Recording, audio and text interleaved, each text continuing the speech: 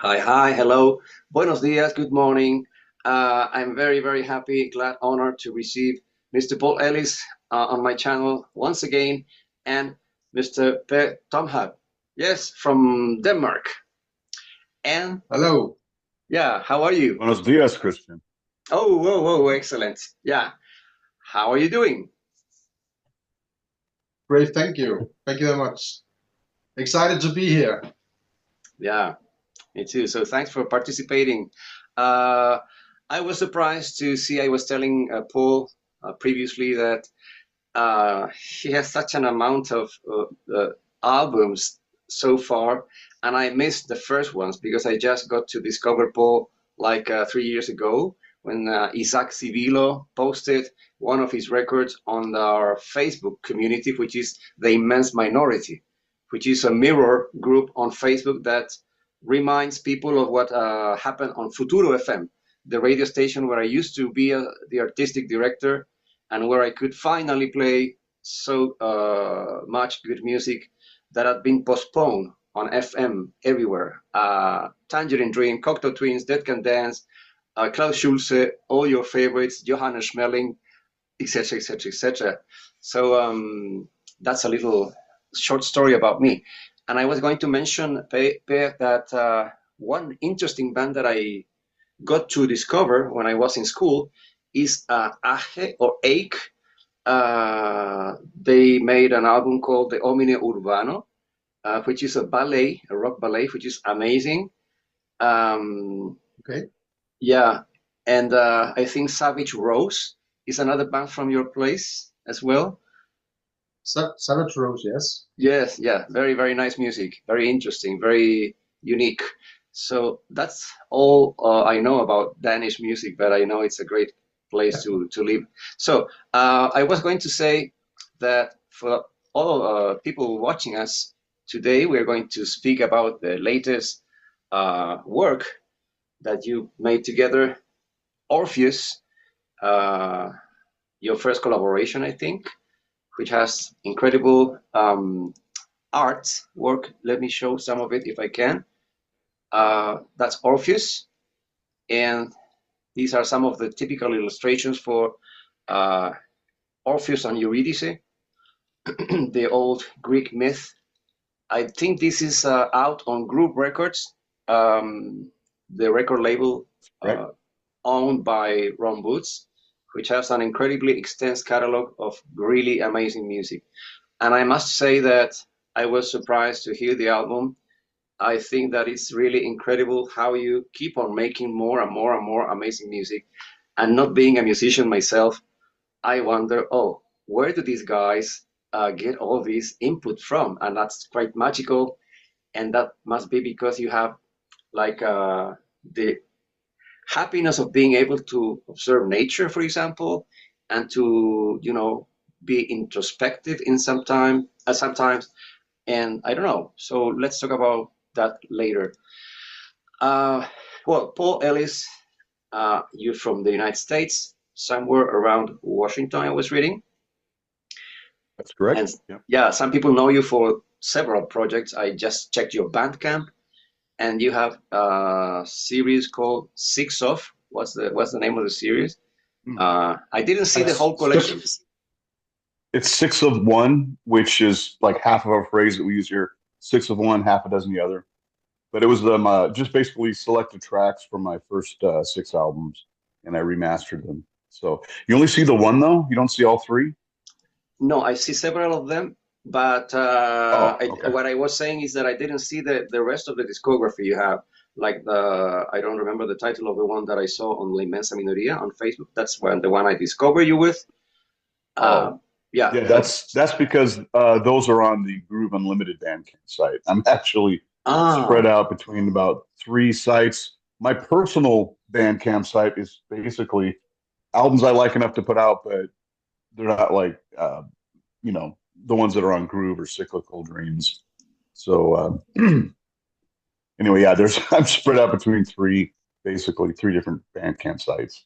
yeah, yeah. Well, we have to let people know how to follow you, how to get a hold of the music, and then Tom Howe. all the way from Denmark, also has quite a few amount of records. Like you've been working here from since 2019, I guess, when you founded Synth Yes, Replicants. that's correct. Yeah, your project is correct. Yeah. Synth Replicants, correct? That's correct. Yes. Oh, what would you like to say about Synth Replicants then? You have a new album that is incredible, by the way. Yeah.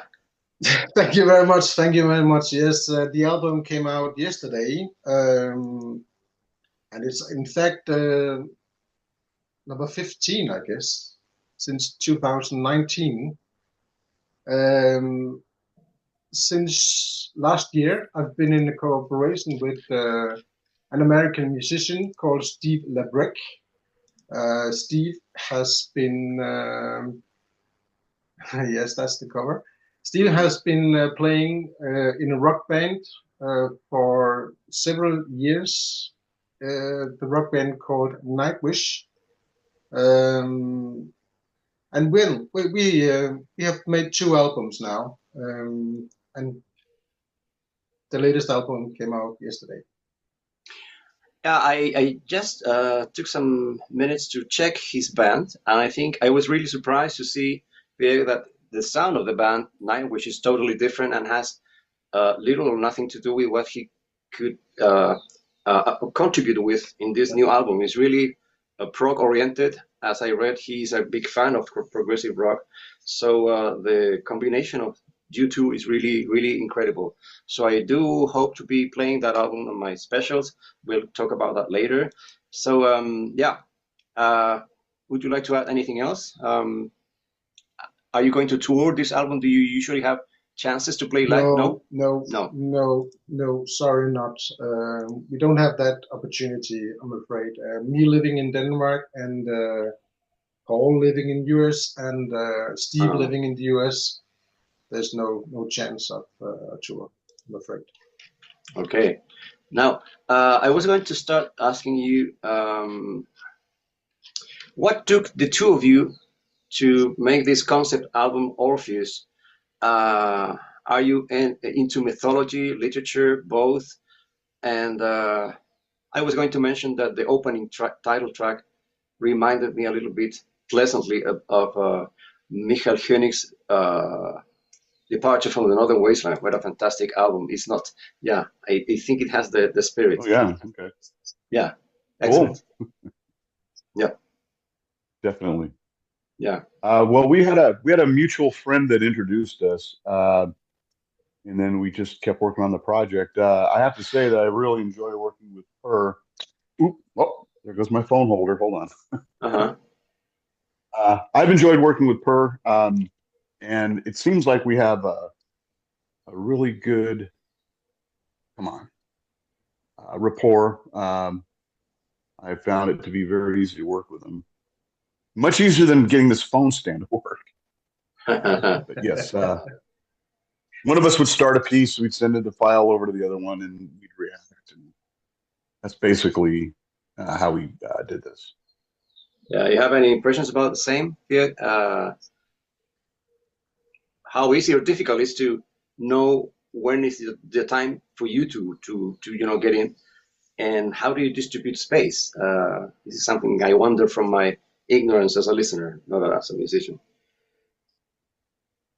One of us came up with the idea. Yeah, Paul, you take over. Yes. Oh no, go ahead. Well, I'm just saying that if one of us had the idea for a track, we started composing, and then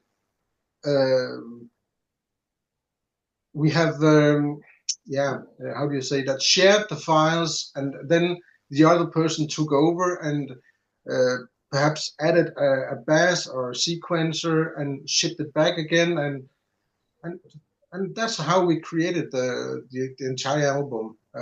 We both have been over the entire process, if you can say so.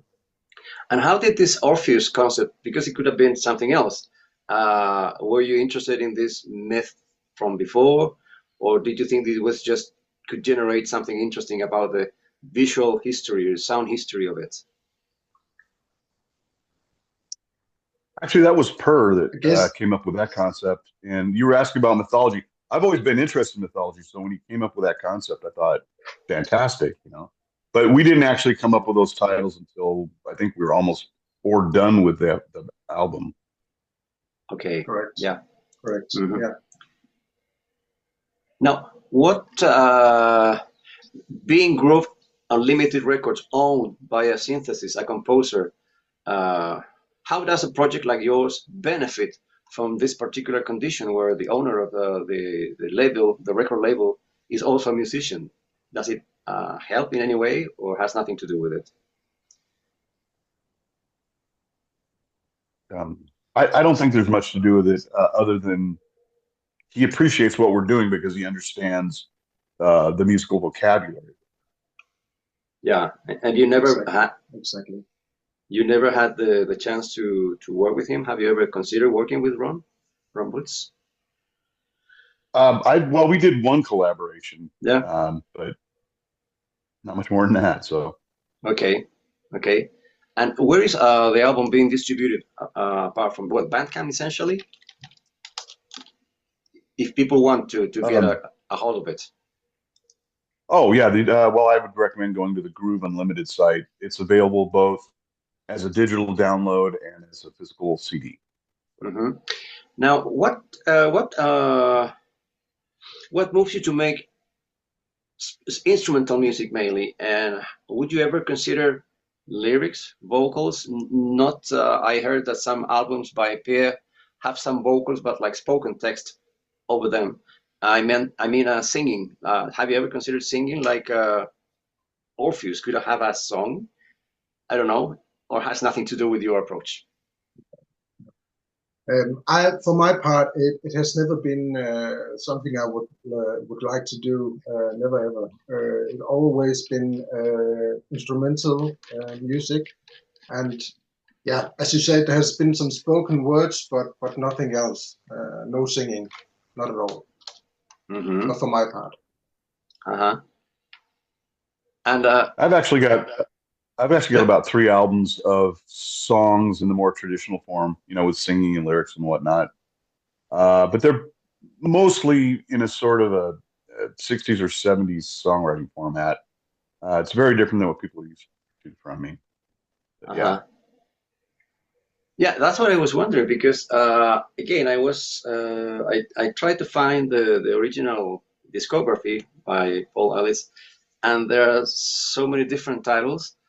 Um, so what happens? Do you feel you have to keep on the same direction you've been working on during the recent years? Do you ever feel like moving elsewhere? And does that feel like, you know, not betraying, but making your fans puzzled? I don't know how musicians decide this.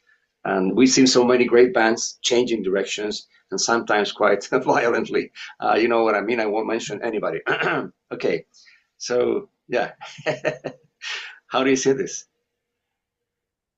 Well, for me,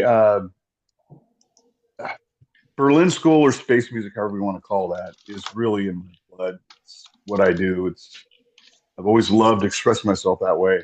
But I've also got a fair amount of experience in other styles. Like I said, I just said I did basically more common songwriting styles. I've also done an album. It's hard to explain. It's not a classical guitar album, but it's an album where I used a classical guitar. They were my compositions, so it's not really a classical guitar album.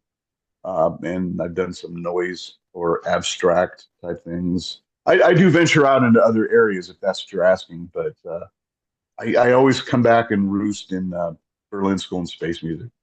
Really very close to my heart. I'm not sure if we Yeah. all talked about it. Sorry, Pierre, would you like to add something? No, Please, no, no. please It's do. okay.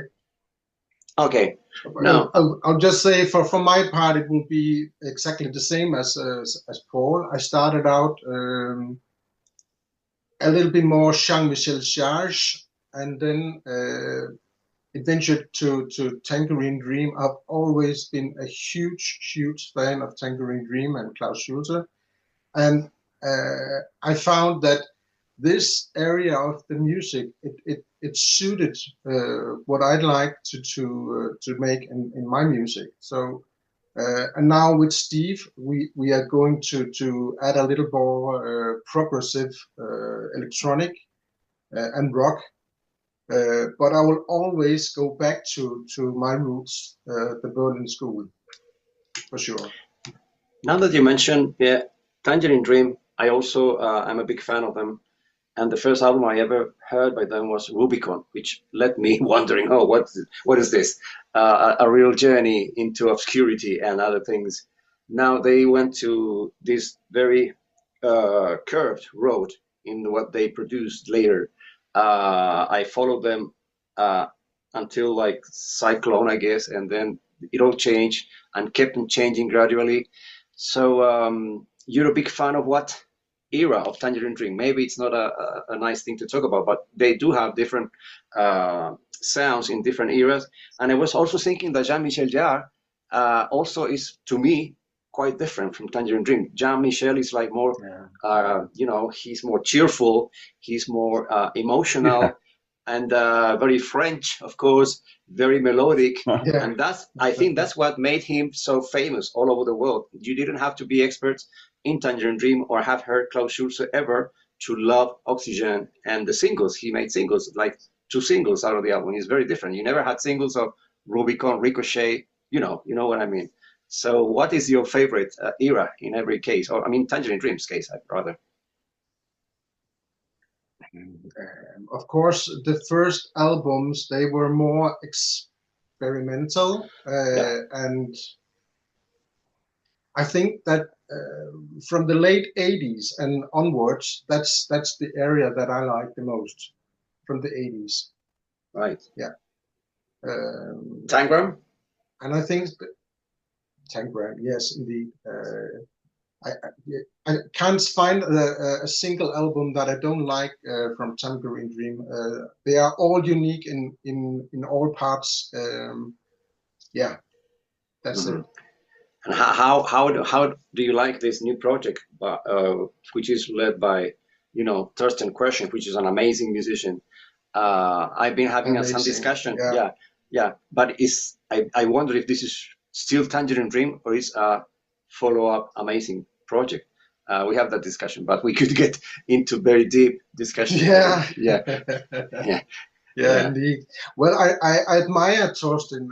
Actually, I had my album Centropole. It was planned to be together with Thorsten Kröschen. We started a collaboration, Thorsten and I, about my album Centropole. And we worked on this album for nearly 1 year. But unfortunately, for my part, Thorsten had to back out few months before we were finished with the album, and that was due to concert tours, and he was extremely busy at the time. So, but he's a really, really amazing musician and a person, really amazing. Yeah, and I'm very happy to say that I had the chance to make this collaboration with him. Yeah, he's really. I finished up the. Sorry. Yeah, go ahead, please. Go ahead. Well, I'm just saying that I had to finish up the album project myself, and we let out all the instrumental parts from Thorsten. So it's the central album is only me. I see. Now you mentioned earlier. You mentioned Klaus Schulze, which is a big milestone in not only the history of electronic music but also music in general. Pierre and Paul, how did you get to discover Klaus Schulze, and what's your impression on his career? Because he's so huge that it's difficult to say only a simple short impression, you know. I love his work. I was in a odd place to discover it while I was in high school, but the state I was in was Indiana, which is typically not a great hub of music outside of really generic rock. but I did. I saw an ad for Stratosphere, and I went and bought it. And to me, it was like this completely different musical language that I'd ever heard anywhere. As you can understand, I started with Stratosphere, sort of worked my way back, Rubicon, Phaedra. I would have to say the Bauman era is my favorite, but with Schmoelling era being very close second. I started losing interest when they brought in bongos and saxophone and distorted metal guitar. It was just not for me the same journey that you would go through in your mind. That was what really attracted me. But with Schulze, I remember I got a couple albums and I didn't respond to it in the same way that I responded to Tangerine Dream. They seemed to me to be easier to make that transition to. Although over time, I think Klaus is probably my favorite musician now. He's like really long landscapes of sound or soundscapes, if you will. And I like that because it was just like he would create an environment and you'd swim around in it, and it would just be wonderful. But yeah, they had good. This one great music store there, which is where I found some of the German stuff. You know, I came from Seattle, so there was that was a strange place to bump into German electronic music. Mm-hmm. By the way, Pierre, I didn't know that about Thorsten. You never mentioned that. That's very cool. Yeah, indeed. Yes, of course. Sorry that it had to turn out that way and ended like it did, but we're still friends. We met up last year when he was touring in Amsterdam, and I went to one of his concerts down there, and we had good talk. So we're good friends still. There's nothing there. Yeah. That's very cool. Yeah. Yeah, and he's a very friendly guy. I had the chance to interview him with a friend that has a channel in the United States, a Chilean friend who's been living there for ages. And he's a really simple, humble, and very thoughtful, friendly person to open up and talk about his art. He's amazing, really. Paul, you would like to say something else? Oh, just that I sort of veered away for a while when they got, I don't know how you'd call it. It's almost like smooth jazz with the bongo saxophone. It's like there was a while I kind of drifted away from Tangerine Dream, but I will say that the new lineup, I think, has been producing some wonderful work. It's sort of getting back to that sense of being on a journey when you listen, as opposed to the more commercial approach. Well, now that you mention it, I must say that your music and that of Pierre, this Orpheus album, does take you somewhere else. It doesn't happen to me with just any new or recent electronic project, I must say. And that's the feeling I have, that there's so much music being made these days, so much that you can't cope. You can't find the time to sit and listen and to get in the days when I was much younger than today, I was in school, like 14 or something, when I discovered Rubicon and all the rest. I didn't have many more electronic projects to judge.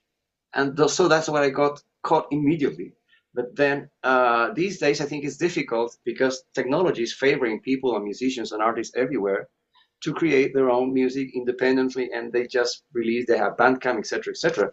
So I wouldn't say it's hard work, but Orpheus, and your music in particular, does have the capacity and the magic to take you somewhere else. And that's what makes music valuable and permanent in time, you know what I mean? So a big congrats for the two of you, because I will forget if I don't say it now. It's really amazing music, and I recommend to listen to Orpheus. And by the way, I was going to mention that Mr. Ellis seems to have, as we say in Spanish, a card in his, in his sleeve all the time. I've been hearing about some navigations, celestial navigations. That is the new surprise. Thanks very much. Paul, you just shared the album with me. I do hope to be playing this before the year is over. Well, I'm going to be silent. I'm talking too much. Would you like to say something about celestial navigation? Yeah. Sure. It's my most recent solo album. I've had quite a few albums released about the same time. Per and I's album was about 2 months ago. Then I had a release with Pablo Bilbao on Cyclical Dreams label, and then now this one. It's like once a month. But these have been percolating for quite some time. I've been working on them for some time. It might seem like I come out with stuff very fast. It's okay. But in some cases, it's been like a year. You know, like the one I did with Pablo Bilbao, I think we were done with that in early this year, like February or March. So it's been waiting for the release date, and they all come out at the same time. Flood the Bandcamp. Maybe we should let people know that Pablo Bilbao and Cyclical Dreams is a label from Argentina, I guess. Mm-hmm. Yep. And how did the contact happen? I'm sorry, what? Yeah, how did the contact take place? The contact. How did you make contact and to? Oh yeah. Actually, they contacted me a while ago and said they'd like my work and wouldn't mind putting out an album. I had one that I had done with another artist named Daryl Gretsch. He goes by the name Pulse Emitter. Had worked on an album. I had it on my page, not for very long, and so I offered it to them, and they put it out, and been working with them since. Now, what moves faster today, Pierre and Paul, for your music? Digital downloads, physical format is still going on. What do you get more requests for? I mean, what moves faster? That's my question. What is people consuming? The digital download is, of course, the easiest way to get to the music. But some, like myself, prefers to have a physical CD. So, like the CD with Paul, it was produced in a limited small number. So it's not a big market for the CDs and vinyls anymore. I'm afraid, but the downloads, it's good. Yeah. And I suppose that vinyl is like a little bit out of the question because it's much more difficult. You have to have a really incredible pressing quality if you're not supervising all the time. I hear many defective and not very good represses these days, even by Pink Floyd. I think that there's something wrong in the manufacturing. I get records with marks, with clicks and pops, and that's really a shame. I must say though that albums like I don't know, The Wall, well, the classic albums by Pink Floyd do sound great, but there's a lot of we say in Spanish buts. There are many peros, many little problems. So I think digital is the safest way to go. And like Pierre, I also appreciate much vinyl. You can see some of them out there. Yeah. And it's really something special to grab the whole thing, even a CD, which is smaller, but you like to see it there. You have it there. If you keep collecting digital stuff, personally, I never get to check my files, my folders. I just don't. There's something that you feel that you're piling up things, and you never never feel like taking them and looking at them and playing them. Yeah. Mm-hmm. That's an aspect that's definitely missing. Yeah, that's what I wonder, because the younger generations are so much into this digital, world, and they miss the fantastic covers, the designs for your covers. Or the experience of sitting there with your friends and really genuinely listening to the album as it unfolds, the first time you hear it. Usually, I think most kids of a younger generation just will kind of have it as background music or whatever. But I remember sitting with my friends, and it was like an event, like when a new album came out, band you'd love, you'd sit there with your friends and listen to it and really, really listen to it. I don't know, I think that's, I don't know. I wouldn't be able to explain how or why, but I do think that is missing from the digital, which is all sort of abstract. And like you're saying, it's not tangible. You can't touch it. Anyway. Yeah, and this feeling of community, enjoying the same thing at the same time, makes the feeling grow stronger. Yeah, as you say, it's difficult to explain, but there's something in common, a common thread that they all share, and music gets reinforced in the end. Like it gets even more powerful than it really is. To me, I did also gather with my friends to listen to music in the best with the best possible gear, big speakers, not these tiny plastic things, etc., etc., etc. And that's the only way to go with music as big as Klaus Schulze, Tangerine Dream, and all the rest. That's my feeling. Pierre, what is your? When did you start? What I was going to ask you. When did you first get involved with electronic music? Did any relatives, friends tell you, "Oh, listen to Well, this"? no. It actually started. I think I was a young guy, 12 years old. Started playing organ. I had an Italian master showing me how to play organ, and all the ones I saw the first Roland SH-101. That was my first synthesizer, and I bought that, and then I was into that. So since start 80s or something like that, I have been playing in different bands, small bands, garage bands. Never something serious. But I've been playing since I was 12.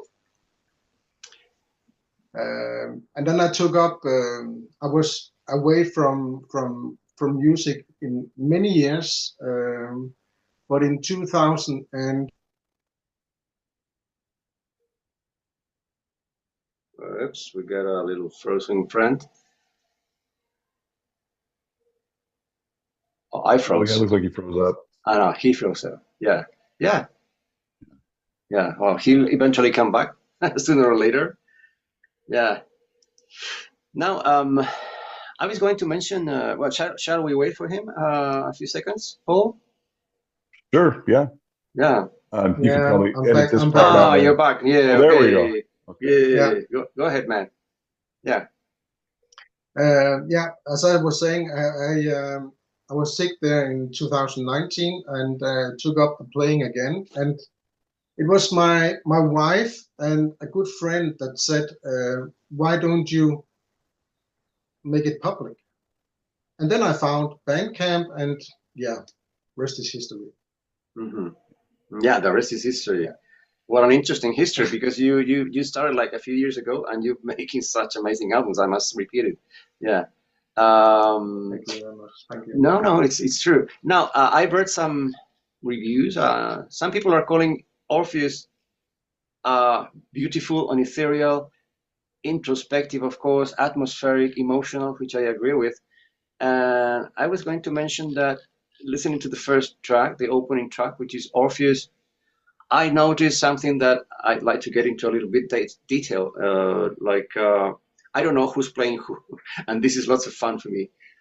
There's some rhythmic, obscure pattern, but at the same time, some more luminous textures that are meeting up all the time. And I maybe not in a forced way. I try to figure out what each element in the music represents. Maybe you're maybe not giving some life to each character, or it's just a way of composing, making the music. So I don't know who's playing the rhythmic sequence and who's uh, doing what really. Could you? It's difficult. It's a technical question. Maybe it has no sense to try to to put music apart, but just listen and enjoy. How do you do it? Who contributes with what? I don't think it's that set. Like I don't play all the bass parts Okay. or whatever. We typically would send each other a piece that had enough development that the other person could lift off from, like a good foundation. And I once again, I really have enjoyed working with or Pierre. Sorry, uh, our collaboration has been very effortless. It's kind of like we're coming from the same place. Not many there weren't any like real disagreements whether it went really smoothly. I Indeed, think it's just because, indeed. oh, yeah. But Paul, you have as I've told you several times, you have an unique way of thinking music, um, and I like that. And it's so easy for a person like me to take over when you get started. You have made a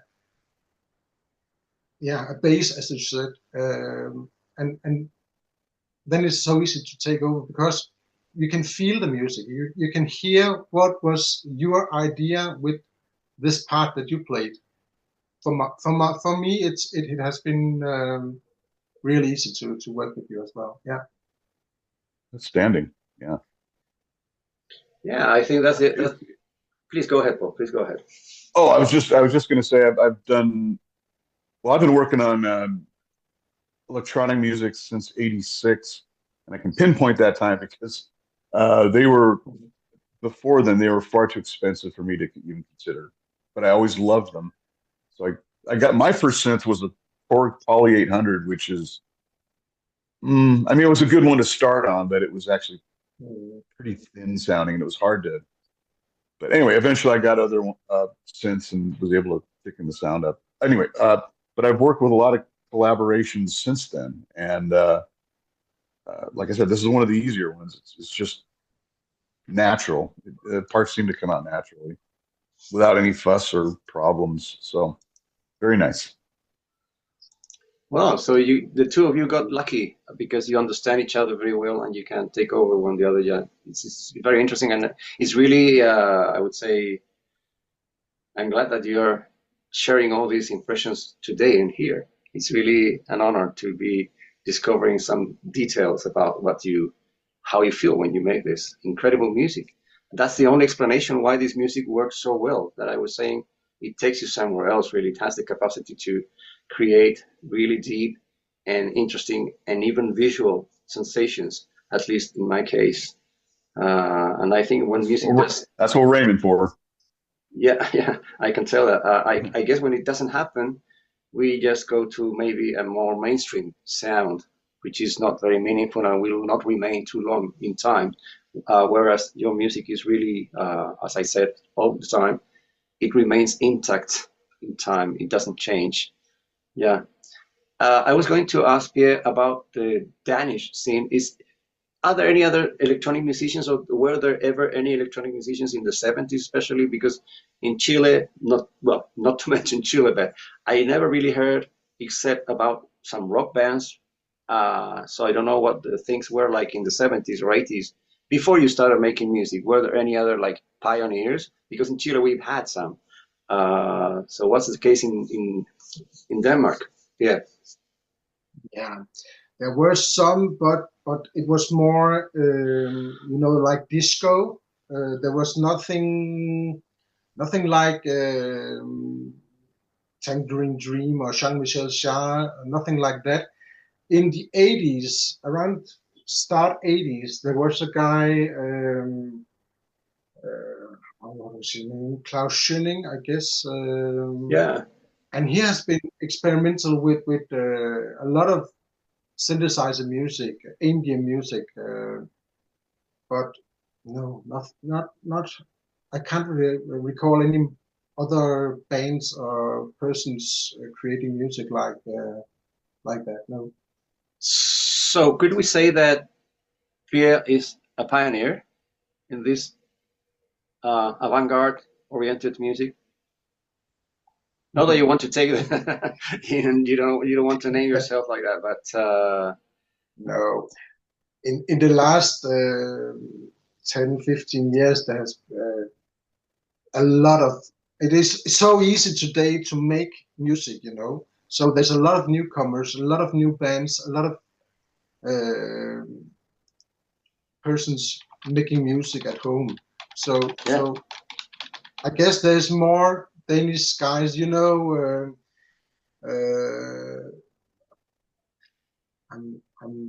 can't remember his name right now.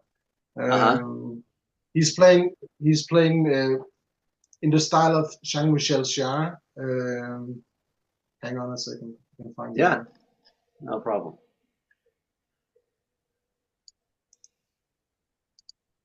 So in the meantime, I'm looking for some images I want to share.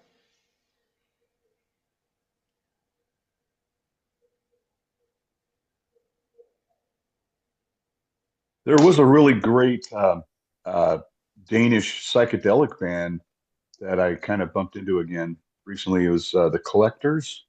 I think they're called the Collectors, with a album called CQ. Are you aware of that one, Per? no, never heard of them. Never heard of. Oh, okay. Great psychedelic band.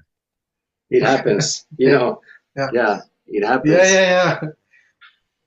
Even in a small country like Denmark, no. But the guy I was talking about, it was the Danish guy called Toxygen DK. I don't know if you ever heard of him. Toxygen DK. No. Excellent music. Yeah, in the Jean-Michel Jarre style. But there are more. There are several more in the late, I don't know, 10, 15 years. A lot of new bands has arrived in the Danish scene as well. I would like to share for a few seconds this amazing, amazing cover and for amazing music, which is this band from Denmark, the Omine Urbano by Jarre. I think it's Jarre, and you have two brothers, the Olafsson brothers. Amazing work, organ work and guitar work, and I think one of them was related to Warner Brothers in Denmark. He was related to the record company not long ago, and this is a record I really got hooked with when I was in school. A classmate's elder brother brought it from the United States, and it's really an amazing piece of work. This Omine Urbano ballet is really, really, really recommended from Denmark. You have Finn and Torsten Olafsson. I think they made like 4 albums, and I think this is the best, absolutely. So just give it some time. Need to check that out. Is it kind of in a Is that in sort of a progressive style? It is, absolutely. It's 20 minutes piece. It's breathtaking. The interaction between organ and guitar is really fantastic. I think it's a real gem. Sorry about in the very few things that I can mention from Denmark. Yeah, this is the one I always go for. Absolutely. Now, I was going to say, Pierre, about Synth Replicants. Your new album, Dreams of Paradise, is out now since yesterday, and it's available at Bandcamp. And my own fave, I think I might have mentioned this. If not, I do it now. The opening track, Sleeping Through Time, is truly amazing. It's just an excellent beginning to get inspired to listen to the rest of the album. And there's a very interesting work by this guy you were mentioning, guitarist Steve Labrec from Nightwish. Yeah. And he seems to be heavily influenced by classic prog rock. This is not the first time you were together, is it? No, this is the second album. The last came last year. It was also a very, very unique experience to make this collaboration with Steve. And yeah, we worked so good together. It's unique, yes indeed. And I think that the sound that we have today is quite unique. The synthesizers, the sequences, the bass, the drums, the guitar. It is unique.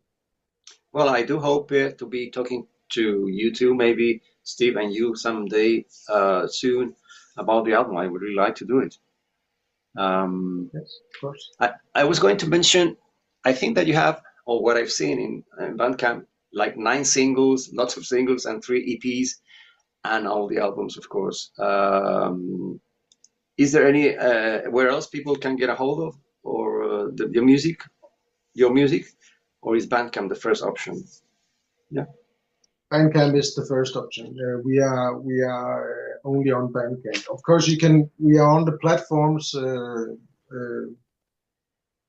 So you can download the music there as well and listen to the music on iCloud and our iTunes and whatever. But our music is mainly on Bandcamp. And there's something we can't forget. I can't forget to mention that you've been making amazing videos. Hey, where does that ability come from? Did you study for, because I saw I saw these alien beings entering sort of, I don't know, it's not a pyramid, but it's something in Egypt with Egyptian motives. So where does it all come from? Well, actually, the video for Slipping Through Time is created by a Spanish guy. A Spanish company called Terra Media 3D. So yeah, they did the video for this track. So this is definitely related to. Sorry. No, sorry. No, I was saying that this is the inspiration for this track is really extraterrestrial life. Yeah. Yes. Yeah. It is. Yeah. So it does tend to naturally fit in with space music.